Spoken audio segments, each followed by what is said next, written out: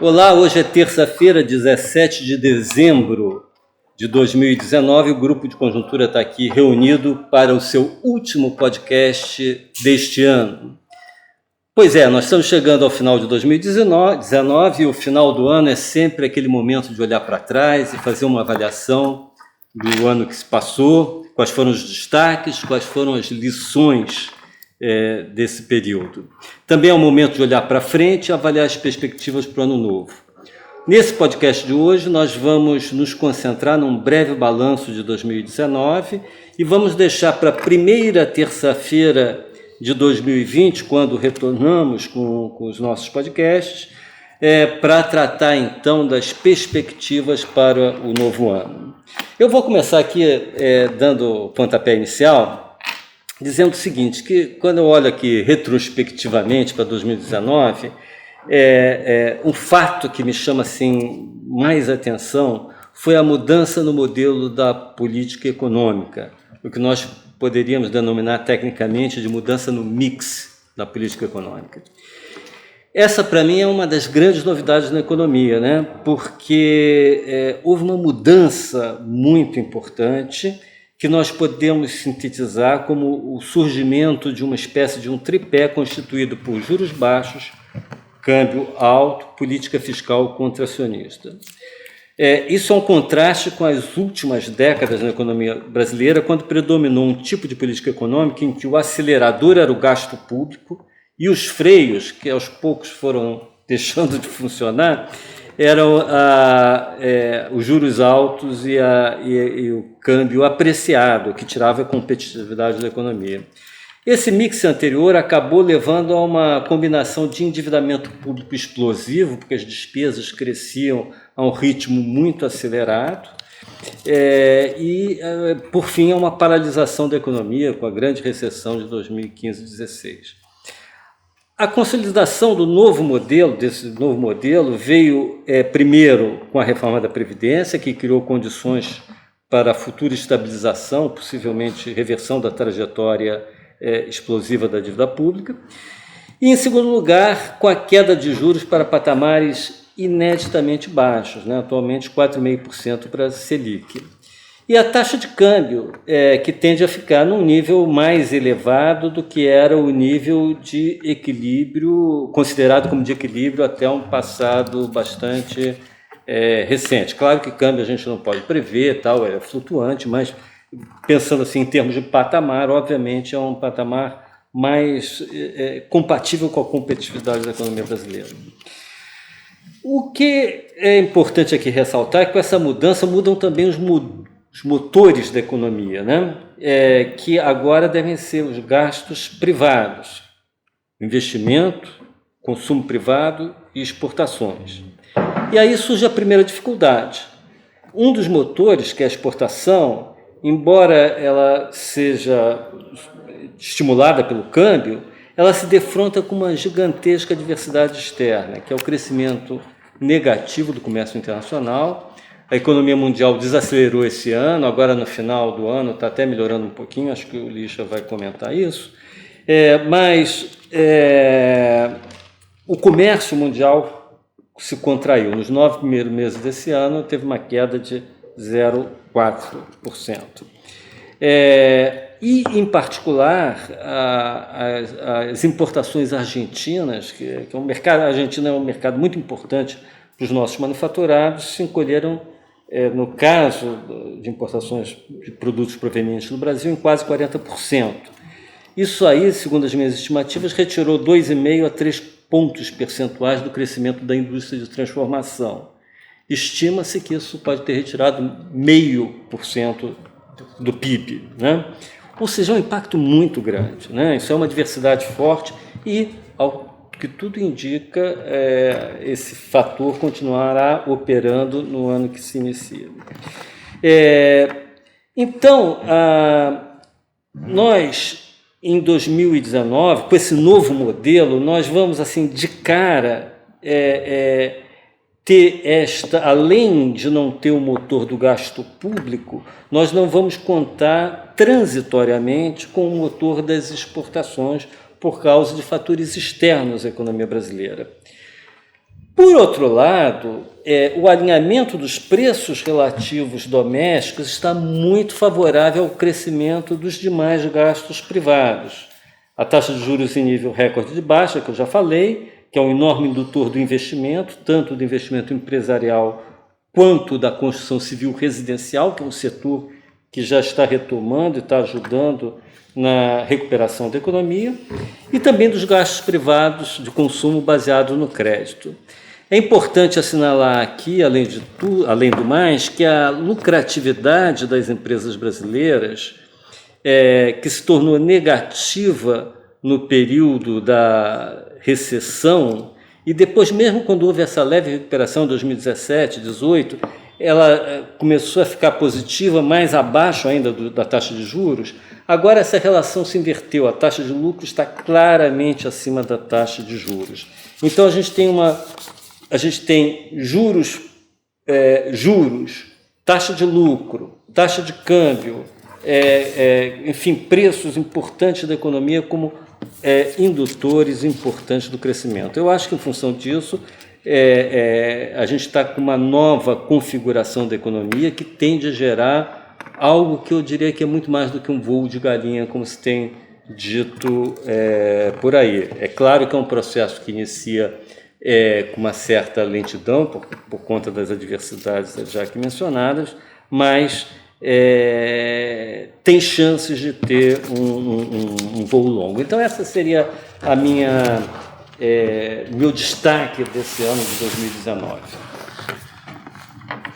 Bom, agora vou eu fazer alguns comentários nessa linha de balanço do ano. O ano começou com muito otimismo sobre o desempenho da economia, mas esse otimismo ele rapidamente arrefeceu bastante.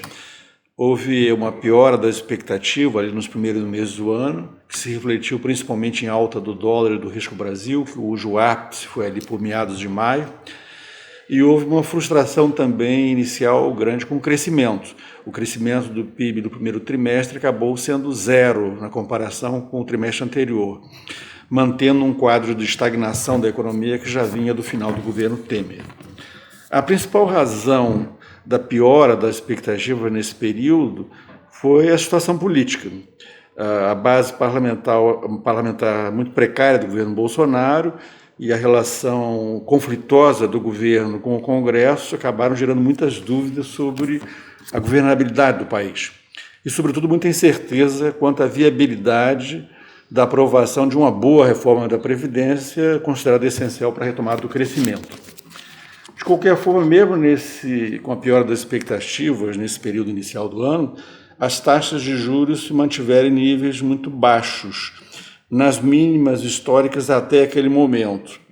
Até perto do final de maio, os juros de 5 anos, que são um bom indicador de prêmio de risco, vinham se mantendo ali ao redor de 8,5% ao ano, bem abaixo dos 12% atingidos para o juro de 5 anos no auge da incerteza eleitoral.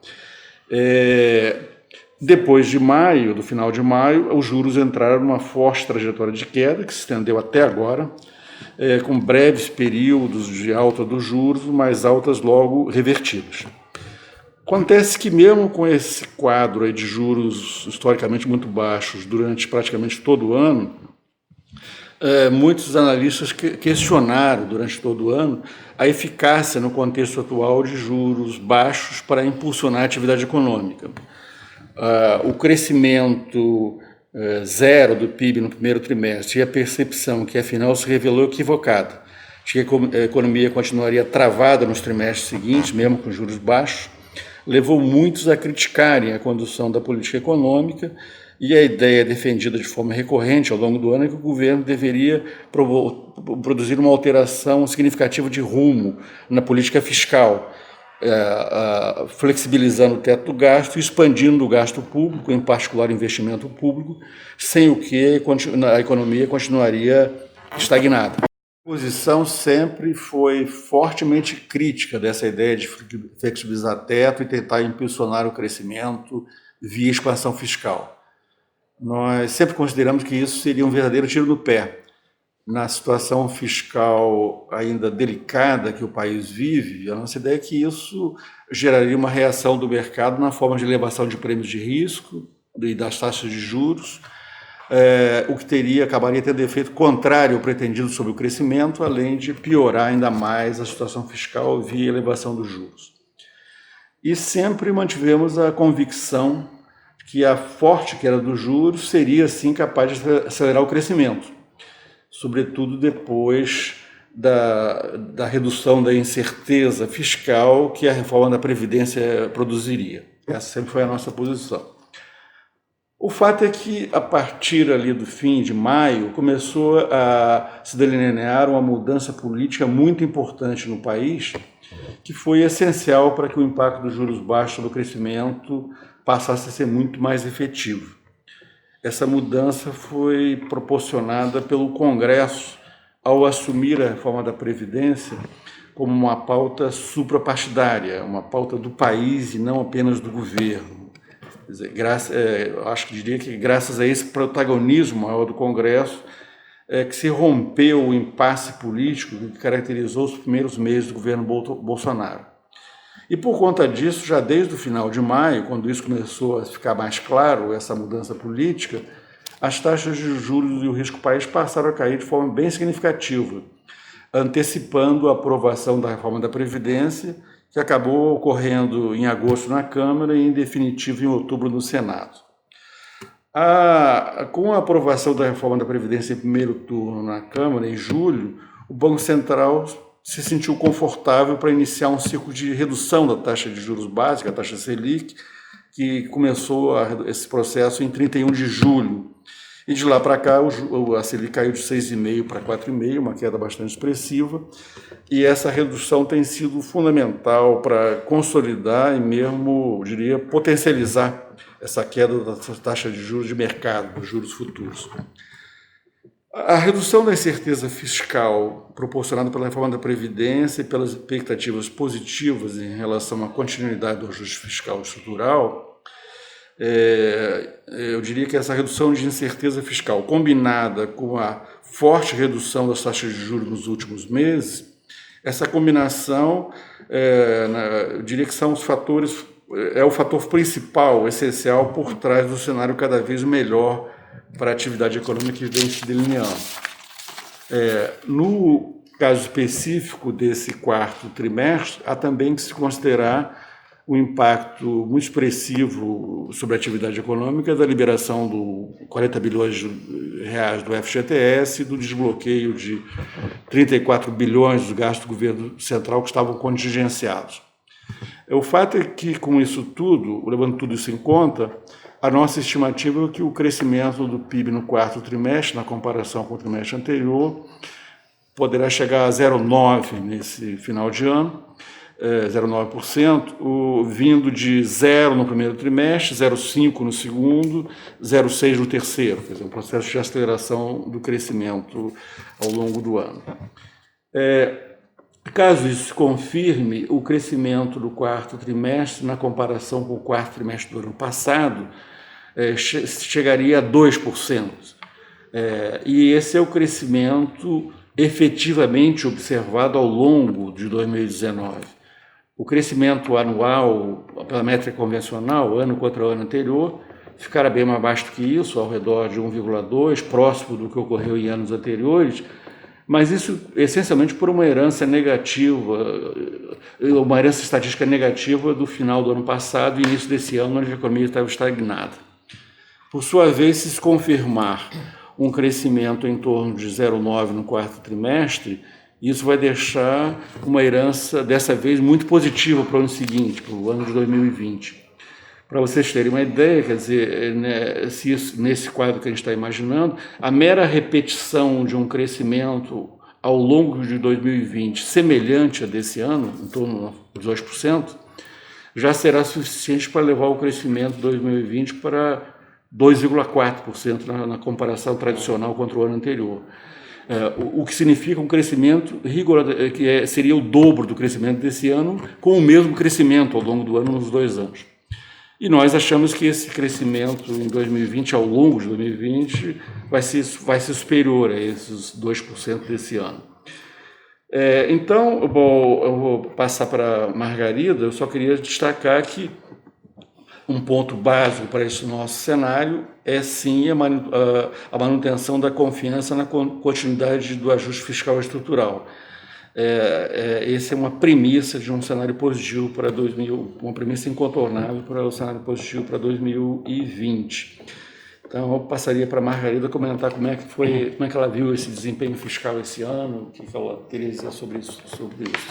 Bom, então aqui, para falar um pouquinho da questão fiscal, né, da área fiscal, a gente no início do ano tinha muita incerteza nessa área, né, porque na verdade a gente não sabia nem como é que aquela reforma da Previdência seria aprovada e se aprovada.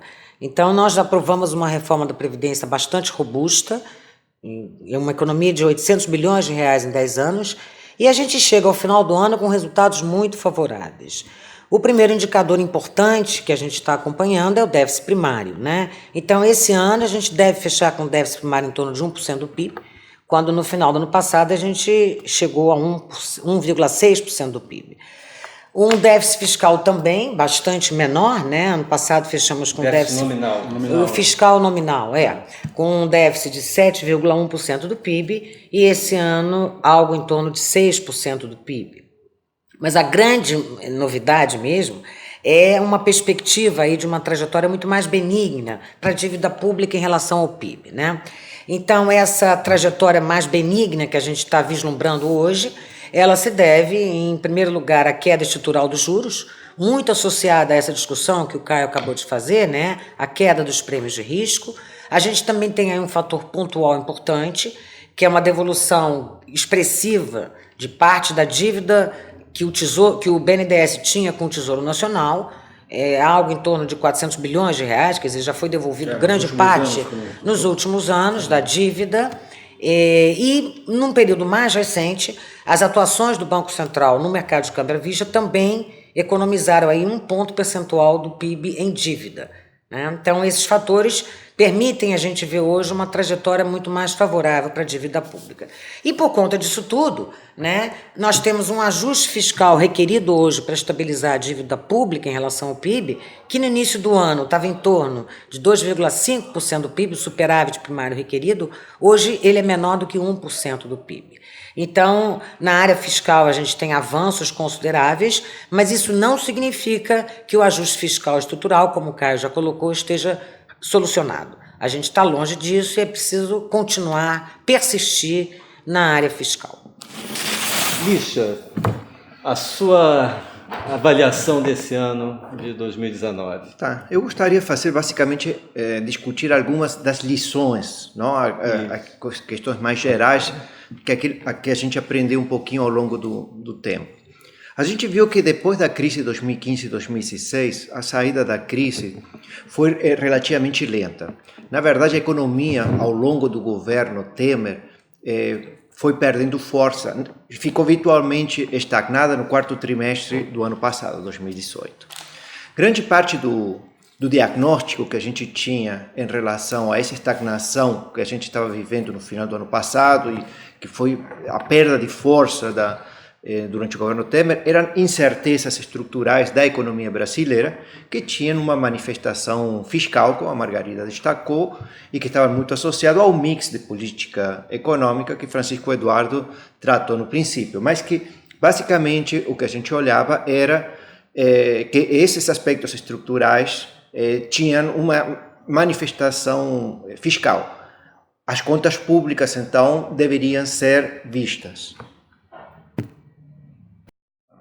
Quando a gente vê a manifestação fiscal desses problemas estruturais da economia brasileira, o problema é para onde que a gente olha, ou se tem alguma variável que de alguma forma sintetiza essa percepção sobre as questões fiscais. Acho que um tema que a gente se mostra importante são as expectativas da dívida pública.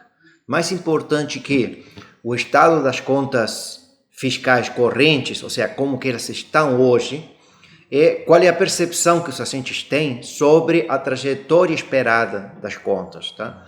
Isso a gente percebeu, já começou a perceber isso lá em 2016, quando, durante o início do governo Temer, a gente não fez quase nenhum ajuste fiscal naquele momento, mas a melhora das expectativas permitiram uma espécie de retomada do nível de atividade, ou pelo menos uma saída da crise. Essas expectativas foram se perdendo ao longo do ano 2017, 2018. Tá?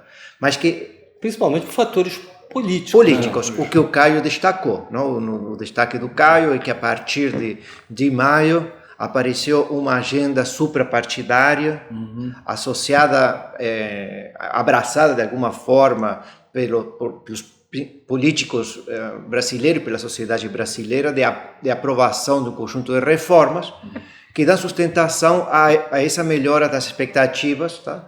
E um pouco que a Margarida falou, isso significa que a percepção atual sobre a trajetória esperada da dívida pública é muito melhor do que a gente tinha ainda alguns meses anteriores. Caiu o superávit primário requerido e também parece que a gente devemos estar muito perto do teto da relação dívida-PIB, não? Do ponto tal. Isso não só melhora a expectativa, como cria um conjunto de círculos virtuosos que aparecem no ciclo econômico, que em todo o ciclo econômico aparece, Francisco Eduardo destacou e o Caio destacou, como a queda das taxas de juros, dos prêmios de risco, possibilidade de mais apoio para mais reformas, tá? Então, acho que esse tema sobre... quando a gente discute ajuste fiscal, importante são a trajetória esperada para a dívida pública. A outra lição a gente pode ter da economia mundial, tá? Como o Francisco Eduardo falou, a gente podemos ter algumas palavrinhas finais. Em 2019 aconteceu uma desaceleração do crescimento da economia mundial. Essa desaceleração era cíclica, depois de fortes anos de crescimento da economia mundial, chegou a crescer 3,7%, 3,8% o PIB mundial nos anos anteriores. Este ano vai crescer 3%. As dúvidas que a gente tinha sobre essa reversão era sobre se a desaceleração ia ser muito forte ou não. Isso estava associado a um conjunto de incertezas, que era a guerra comercial China-Estados Unidos, a saída da Grã-Bretanha da Comunidade Europeia sem nenhuma negociação, alguma crise bancária ou desaceleração da indústria chinesa, porque uma desaceleração forte poderia criar, digamos, um PIB mundial crescendo 2,5%, poderia criar um conjunto de crises financeiras, não? Os ativos financeiros seriam precificados todos para baixo, os juros cairiam, aumentaria a aversão ao risco e criaria um cenário de mais turbulência internacional que não se verificou. Neste final do ano, não, especialmente a partir de sexta-feira passada, a gente já viu que teve um pequeno acordo inicial entre Estados Unidos e a China, que está melhorando as condições financeiras internacionais. Então, houve um acordo também entre da América do Norte, né? O sucessor do NAFTA. Quer dizer, a gente poderia dizer que está desanuviando, né? Aquela atmosfera negativa carregada, né, que caracterizou o ano 2019 e desanuviou um pouquinho, né, nessa... Então, um pouco a lição geral, não? A gente está numa desaceleração cíclica, provavelmente a economia mundial vai crescer mais um pouquinho em 2020 que em 2019, muito associado ao crescimento dos emergentes, entre eles Brasil. As principais economias não vão crescer mais, vão crescer provavelmente menos, vão ser mais que compensadas pelo crescimento dos outros países. A lição nem toda desaceleração cíclica leva a uma crise. Para deflagrar a crise, precisamos de certos temas pontuais que posteriormente não se provocam um contágio em distintos mercados e que podem levar a uma crise financeira. Não parece ser este o caso. Não? Nesse sentido também, 2020 podemos ter um crescimento de 3,1% PIB mundial, é claro que abaixo da média dos últimos 5 ou 6 anos, que estava mais próximo de 3,7%, 3,8%, mas já a gente começa a ver dentro do PIB mundial menos nuvens também. A probabilidade de ter uma crise financeira tem caído substancialmente neste último mês. Estamos vendo então aqui várias lições que 2019 deixaram, né? No plano interno, o Caio estava chamando a atenção aí da resposta da economia brasileira à queda dos juros, né, Caio? Que sempre deixou a gente um pouco confiante que mesmo com gastos públicos contidos, a economia podia retomar, né? A lição também em relação aos efeitos, né, da reforma da Previdência, né, sobre as expectativas, sobre o que aconteceu, e essas outras lições aqui que o Licha está chamando a atenção, né, em relação à economia internacional. Nem toda crise vai acabar desaguando numa crise financeira dramática, pode ser que você tenha... Quer dizer, não existe um determinismo, né, Licha? Tá. Mas vamos ficar, ano que vem, vamos continuar de olho na conjuntura, acompanhando cada coisa. E o último ponto, um ponto que Francisco Eduardo levantou no início da sua apresentação, sobre a importância do mix de política monetária e fiscal. Esse é um tema que nós temos conversado nos últimos 20 anos no Brasil, tá? E que por primeira vez, depois de 20 anos, a gente consegue colocar o que nós consideramos um mix ótimo. Porque o mix precisa ser consistente, né? Tem que ser um mix que funcione. Tem que estar sustentável. Tem que ter uma base. Não é por uma decisão de governo. Não pode ser uma coisa voluntarista. Né? Bom, pessoal, o grupo de conjuntura deixa aqui um abraço a todos, desejo de boas festas, um 2020 próspero, né? Saúde para todos. E na primeira terça-feira de janeiro, esperamos estar aqui com vocês para mais um podcast, 7, né? Dia 7 de janeiro, tentando aqui refletir e pensar sobre esse ano que está se iniciando. Um abraço, tchau.